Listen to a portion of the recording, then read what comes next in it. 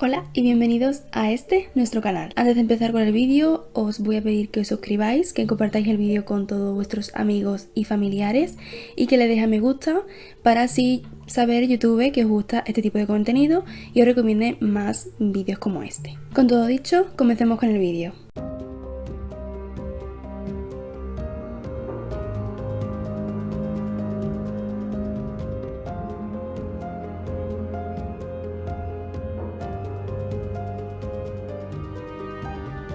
He de deciros que este caso es una auténtica película de terror. Fue tan fuerte que ni siquiera nadie quería coger el coche ni salir de su casa siquiera. Ahora lo entenderéis todo. Nos vamos a ir al 11 de enero del año 2003 y vamos a empezar hablando de la primera víctima, Marie Angels Ribot, de 44 años, rubia de una clase medianamente alta, que trabajaba en el sector inmobiliario con su marido Antonio. Tenía una casa en el barrio del Puchet y tenía 4 hijos. Ella solía trabajar de lunes a viernes, pero a mediodía iba a su casa a comer con su familia. Este parking era enorme, tenía 5 plantas y tenía bastantes plazas de parking, y su plaza era la 15 en la planta 4. Ella aparca el coche, pero lo que venía después es ir a su casa a comer con su familia, pero esto no pasó. Había 2 salidas en ese parking, una era prácticamente estaba al lado de la plaza 15, que era unas escaleras, y también tenían un ascensor. Cuando los 4 hijos de Marie Angels ven que su madre no llega a casa a comer,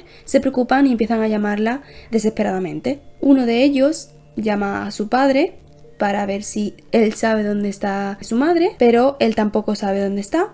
Y es él el que llama a varios amigos para ver si ellos realmente saben dónde está Marie Angels. Antonio resulta que tiene otra plaza de parking en ese mismo parking y va a ver si el coche de su mujer está aparcado allí. Efectivamente está aparcado, pero su mujer no está. Él piensa que posiblemente le haya pasado algo en el ascensor o no sé, le ha dado un mareo por las escaleras o algo así. Antonio, al ver que su mujer no está en el parking, sube a su casa y se lo comenta a sus hijos y ellos deciden que es mejor que llame a emergencias, a los hospitales, para saber si su mujer, por lo que sea, ha tenido un accidente en el parking y alguien ha llamado a un hospital, lo que sea, y se la han llevado para allá. Fátima y su hermano, 2 de los 4 hijos de Marie Angels, bajan al parking para comprobar si su madre sigue allí, porque esto le parece bastante extraño y como que su madre ha aparcado el coche y no aparece. Cuando de repente Fátima ve algo que brilla en la planta 4, que es donde tiene el coche su madre, y se acerca a ver qué es. Esto que brilla, por cierto, está justo a la salida de las escaleras. Fátima se acerca y ve que realmente es el anillo de casada de su madre, que está tirado en el suelo. En ese momento Fátima se asusta y es su hermano el que va hacia la parte de las escaleras, sube unas cuantas plantas y ve, al asomarse por el hueco de las escaleras, algo negro y una mano que sobresale de eso negro. En ese momento su hermano está tan alterado que es ella la que se acerca a él y ve lo que está pasando. Fátima ve entonces ese bulto negro de donde sobresalía una mano, se asustan los dos y llaman a su padre para que llame a la policía. La Policía Nacional es la que se encarga del caso y también llaman a la brigada científica para que vayan al lugar donde Fátima y su hermano han encontrado este bulto y efectivamente ven que ese bulto pertenece al cuerpo de Marie Angels Ribot. Ella tenía totalmente la cara desfigurada y suponían, o más bien decían claramente, que había sido golpeada muy fuerte con un objeto duro, y la hipótesis es que alguien había entrado a ese parking, la había visto y la había robado. Pero esto a la policía le parece extraño porque ¿por qué tanta violencia si solo quieres robarle a una persona? Bueno, solo, ustedes me entendéis. El cuerpo de Marie Angels fue encontrado en la 5ª planta. Recordemos que ella tenía la plaza de parking en la 4ª, por lo que alguien la había robado, la había hecho eso, o la había hecho eso, la había robado y posteriormente la había puesto en esa planta. A los investigadores les parece esto súper raro, aparte de lo de la violencia, tanta violencia contra una mujer que solo quería robarle, ¿no? Supuestamente. Pero es que también encontraron varias cosas que le llamaron la atención a los investigadores. En primer lugar, encontraron una colilla de cigarrillo que tendría ADN, pero este ADN fue cotejado y no tenía ninguna coincidencia. También se encontraron varias huellas de zapatillas manchadas de sangre, y es que se dieron cuenta de que Mary Angels había sido golpeada fuertemente con un objeto duro, pero es que también tenía estocadas por todo el cuerpo. La hipótesis de la policía es que la persona que le había hecho esto a Mary Angels habría dado una estocada por detrás a esta mujer, la había obligado a bajar a la 5ª planta y allí la había golpeado fuertemente, demasiado. Ella se habría defendido bastante porque tenía muchas heridas defensivas, pero el ataque fue tan brutal que no tuvo tiempo ni manera de sobrevivir. El objeto con el que golpearon a esta mujer era un martillo de encofrador. Esto era lo más probable porque habían hecho un estudio y parecía que las heridas marcadas, ¿no?, en el cuerpo de esta mujer pues coincidirían con este tipo de martillo. La familia de esta mujer está totalmente destrozada y no entiende cómo ha pasado esto en un parking y menos a su madre, ¿no?, y a su mujer. Pero resulta que cuando Antonio está hablando con los policías, ¿no?, fuera del parking y tal, y le están dando el pésame y tal, es que Antonio recibe un SMS de su mujer. Primero, que su mujer no solía mandar SMS, y menos lo iba a mandar si estaba muerta. En ese momento Antonio pues se queda en shock y se lo dice a la policía porque básicamente estaban al lado. Es decir, que la persona que había matado a su mujer no solo quería hacer daño así, sino que también quería jugar con Antonio. La policía se pone a investigar desde el minuto 1 y ellos piensan que lo más probable es que esa persona le haya robado las tarjetas a Mary Angels y quiera sacar dinero con ellas. Y es así. En un cajero del Banco Santander ubicado en la calle Balmes, número 35, se sacan unos 300 euros de la tarjeta de Mary Angels. Se pidieron todas las cámaras de seguridad, tanto de la calle como del banco, pero esto iba a ser muy difícil. El atacante va a otro cajero ubicado en la calle Brook número 65 y en este cajero sí hay una cámara de seguridad. La imagen de esta cámara es pésima, pero pueden conseguir características de este atacante, que es un joven de estatura media, moreno y poco más. A pesar de ver que las tarjetas están bloqueadas, intenta ir a un tercer cajero ubicado en las Ramblas, número 30, y esta vez es de la Caixa. De nuevo, como ve que está bloqueada, lo que hace el cajero es tragarse la tarjeta y posteriormente la policía consigue esa tarjeta. Pero ¿qué pasa? Esa tarjeta tiene huellas dactilares, pero lamentablemente al entrar la tarjeta dentro de la máquina del cajero se borran las huellas dactilares y la policía no pudo tener esa prueba. Al trazar la línea de tiempo entre un cajero y otro, que no es que esté precisamente cerca, entienden que este chico no ha podido ir andando, o ha ido en moto o ha ido en metro. Por lo tanto, la policía va a ver las cámaras de seguridad de las bocas de metro. Por otro lado, en el mismo momento, Antonio recibe una llamada de una persona que sabe o que tiene información de lo que le ha pasado a su mujer. Antonio se lo dice a la policía de inmediato y la policía le dice que le siga el rollo.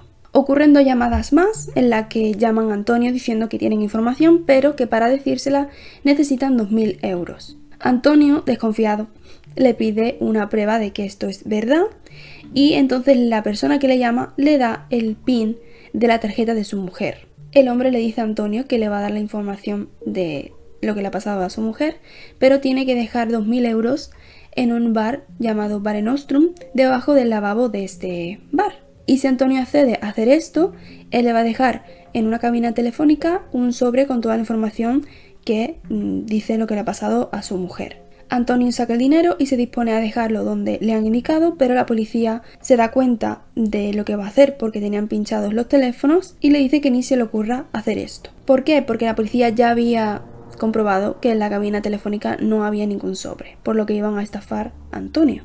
Por otro lado, Antonio tenía una información valiosa aunque no lo supiera, y es que al hablar directamente con el atacante de su mujer, podría saber si era hombre, mujer, su tono de voz, si era culto, si no, y esto a la policía le venía súper bien, porque así podían tener algunas características más con las que poder identificar al posible atacante. Con esto pueden hacer un retrato de cómo se vería la persona que había atacado y matado a Mary Angels. Pero pasan 11 días y Antonio no recibe ninguna llamada de este hombre y todo se queda frío. Estamos a 22 de enero y pasa lo mismo en el mismo parking con una mujer llamada Maite de Diego, de 46 años, que tenía en propiedad un gimnasio de la zona. Ella aparcaba en el mismo número de plaza, es decir, 15, pero en la planta 1. ¿Casualidad? No, porque ambas plazas estaban al lado de las escaleras. Lo más triste de este caso es que Maite le había dicho a su marido que ella no quería dejar el coche en ese parking porque tenía miedo de que le pasara igual que a María Ángeles, y bueno, pues tristemente le pasó exactamente lo mismo. Su marido Ruperto le decía: anda ya, si no te va a pasar nada. Pero sí que le pasó. Ese día Ruperto ve que su mujer no llega a casa a una hora en la que suele llegar y rápidamente piensa en el parking y a ver si le ha pasado algo a su mujer. Esto es bastante raro porque él va al parking directamente porque piensa que le ha pasado algo a su mujer, va a la planta 1 para ver si su coche está aparcado, efectivamente, pero es que luego va a la quinta planta, al hueco de las escaleras, y es que encuentra a su mujer allí. Ella al parecer no tenía ninguna marca defensiva y creen que es porque tenía tanto miedo que no se atrevió a hacer nada, se quedó en shock. La persona que le había hecho esto a Maite había sido mucho más cruel que con María Ángeles, que ya había sido cruel, pero es que ella tenía las manos y los pies atados. Le había puesto en la boca un periódico del día 17 de enero donde decía lo que había pasado en el parking del Puchet. Hizo lo mismo de tapar el cuerpo con una bolsa de basura, que era lo negro que había visto el hijo de María Ángeles, y le dio golpes con el mismo martillo en todo el cuerpo. La bolsa de basura contenía huellas dactilares, que eran las mismas que había encontrado en el caso de María Ángeles, y podían saber al menos que pertenecían a la misma persona, pero no sabían a quién. Ruperto dio varias entrevistas diciendo que hay que ver lo que ha pasado y ahora le ha pasado a mi mujer, y claro, fue tachado de sospechoso porque, a ver, es un poco extraño que vayas directamente a la escena del crimen, o sea, que vale que ha habido otro asesinato y que justamente la han dejado allí, pero